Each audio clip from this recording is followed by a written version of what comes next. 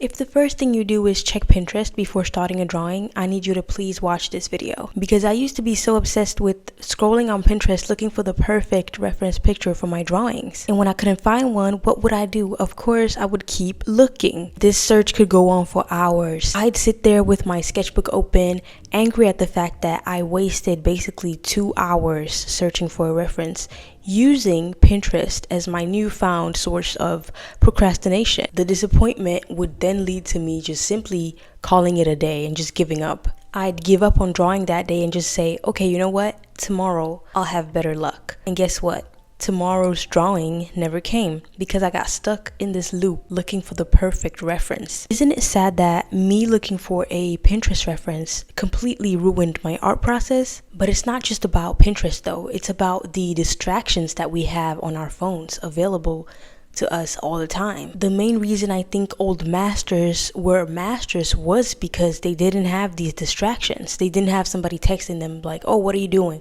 Or like nobody could get in between them and their artwork and their process. And I think most importantly, they didn't have access to endless aesthetic pictures of models to draw. Even though it's great, I love it. You know, it's great that we have technology, but our dependence on it can ruin our art process. In this video, I want to share with you tips on how to lock in and draw without needing your phone.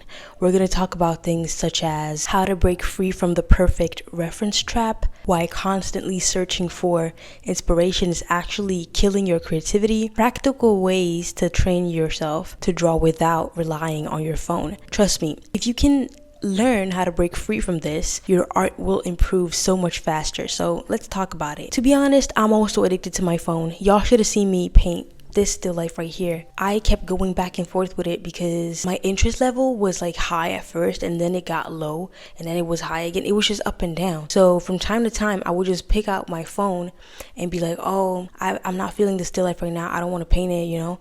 And that's simply because I had access to my phone right in my hand, right in my pocket. I should have been there figuring out how to finish the painting and learning new methods.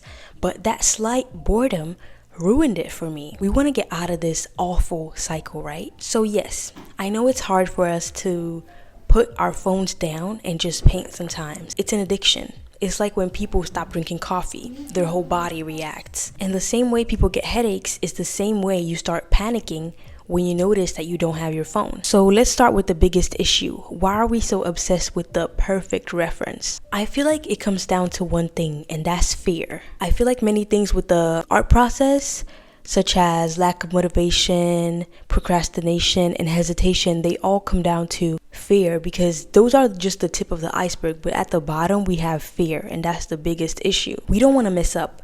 We don't want to spend time on a drawing that doesn't turn out right, that doesn't turn out how we imagined it. So instead, we convince ourselves that if we just find the right reference, everything will go smoothly. But here's the problem. There is no perfect reference. Every time you open up Pinterest looking for something to give you inspo, you're simply just procrastinating and delaying starting the drawing. The longer you scroll, the more your brain gets overwhelmed with all these choices, which makes it even harder to pick something and just start drawing. So now you're distracted and indecisive. And the worst part, it kills your confidence in the long run. Because instead of developing your own ideas, you're constantly comparing your work to all these super polished images, making you feel like your art isn't good enough. Now imagine if old masters, such as Sargent, a little portrait master, had access to Pinterest. Imagine if every time he wanted to paint, he just sat there scrolling through endless aesthetic images. Imagine if he was looking for the perfect face to draw. Of course he had models in real life, but many times he was commissioned. He had no choice but to paint the person in front of him. Imagine if he had declined painting, for example, the Wertheimer family, because he thought they didn't look aesthetically pleasing enough. Like, look at these banger paintings he did of the family. And even with this one, he was told to repaint it because it didn't fit the vibe that the family was looking for. Personally, I preferred this one because it was giving Bridgerton. It was real cute. But this one was a little scary to me. but they're both so great. Many masters wouldn't have created the masterpieces that they did if they were constantly scrolling on Pinterest, which is low-key what's happening to us. The big question is, how do we break free from this, from the shackles of Pinterest? First thing you need to do is set a strict time limit on how long you're allowed to look for reference pictures. 5 to 10 minutes max, that's it. If you find a reference picture in that time, then great, start drawing. And if you don't, use your imagination or just start anyway. Or even simpler, draw a master copy. This forces you to stop overthinking and just commit to whatever you have. And trust me, the best way to improve at drawing isn't finding the perfect reference. It's by learning to work with what you have. At school, I have no choice but to draw the models that have been hired. I think that somehow healed me because not having any other choice forces you to tackle what's in front of you and just draw it. Number 2, train your brain to work without a phone.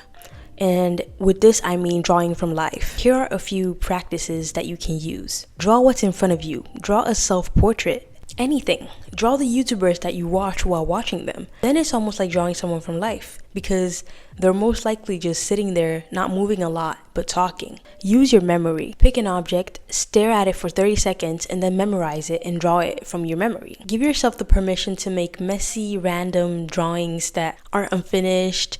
And the goal isn't perfection, it's to break free of the habit of relying on your phone. At first, it might seem impossible and it'll even feel strange to do that, but the more you do it, the more your brain will adapt. Number 3, reduce phone distractions while drawing. Putting your phone in another room or putting it on D&D is key because even if you limit reference searching, your phone is still a massive distraction. I can't tell you how many times I've been in the middle of a drawing and the moment I feel slightly bored, boom, my phone magically appears in my hand. And it could be nobody texting me, but I'll be like, oh, I have to check. So here's what helped me. Put your phone on a shelf that you can't reach without a lot of effort. And I'm kind of short, so if I put it on the top of this shelf right here, you know I'm really focusing. Or you could put it in another room.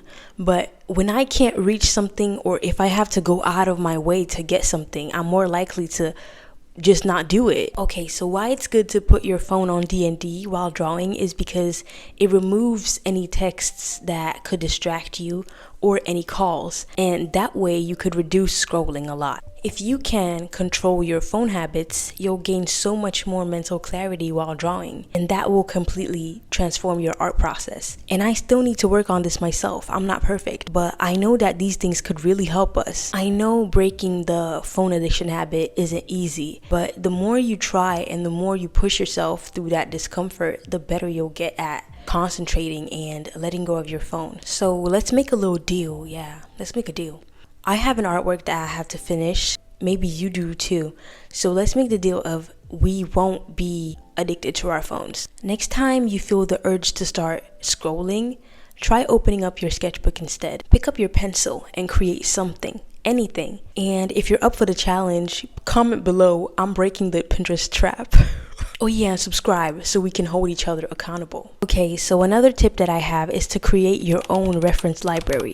So when you find something random that you really like, you save it on your phone instead of Pinterest itself. Because sometimes I'll have a really nice picture on Pinterest, but then I'll forget to save it and I lose it completely, and then I go back to Pinterest trying to look for it and scrolling. So it's better if when you see that picture you save it to your phone, like directly. Also, take pictures of real objects, places, and people around you.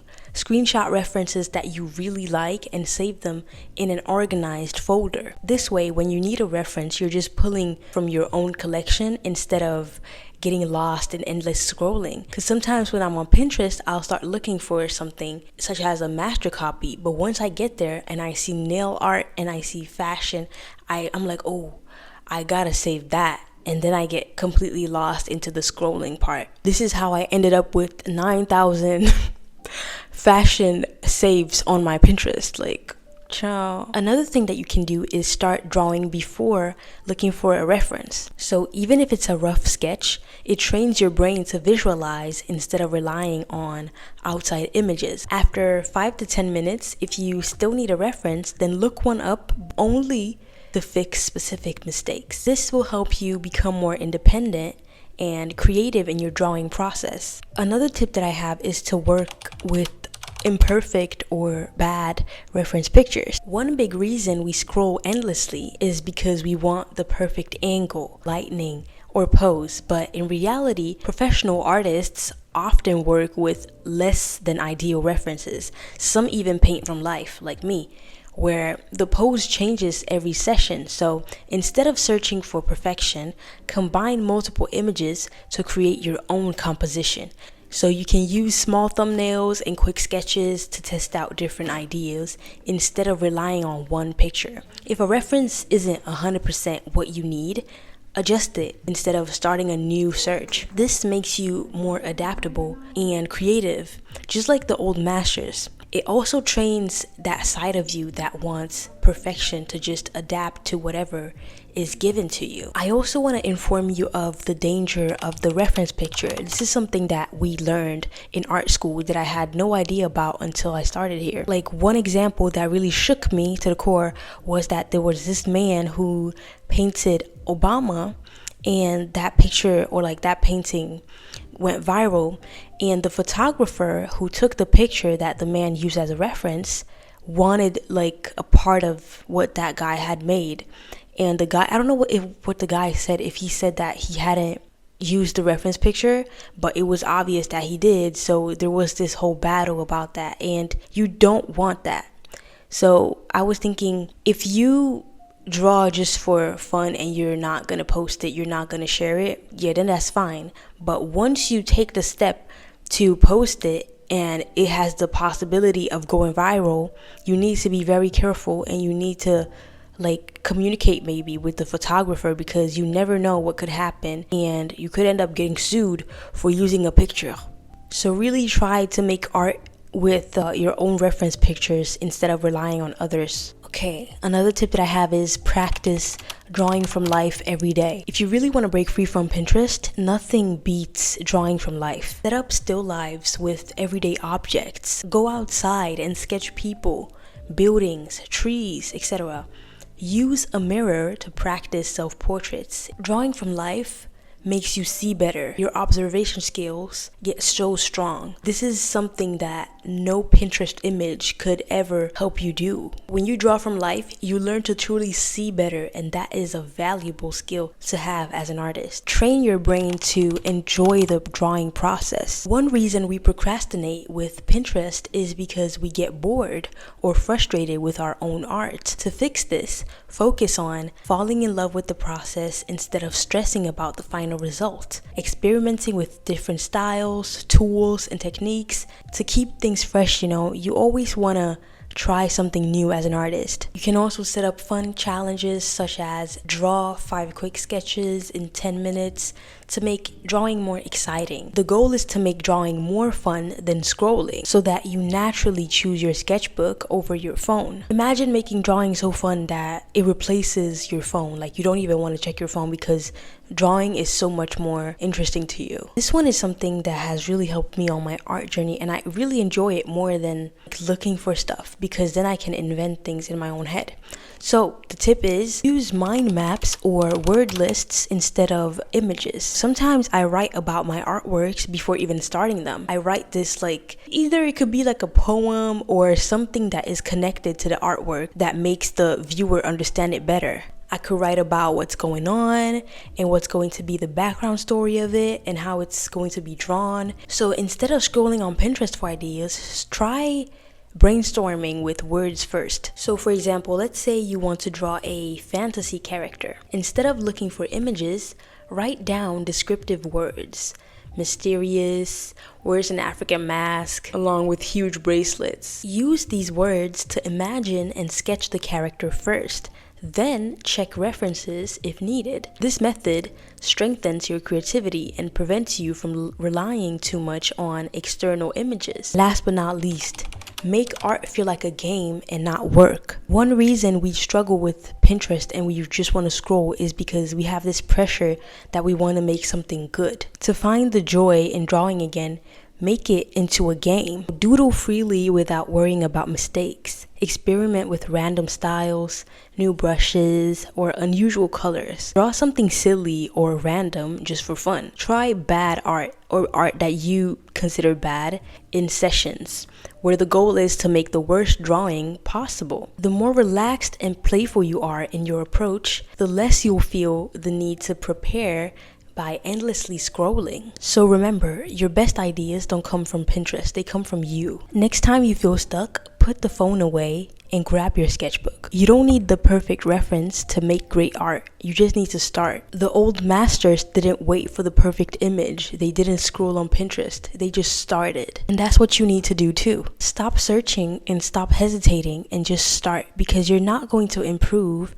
by looking at pictures. You're going to improve by making pictures. So close Pinterest, close this video, and just pick up your pencil and draw. Your future self will literally thank you for it. Thank you guys so much for watching. I appreciate every single one of you, and I'll see you in the next one. Mwah.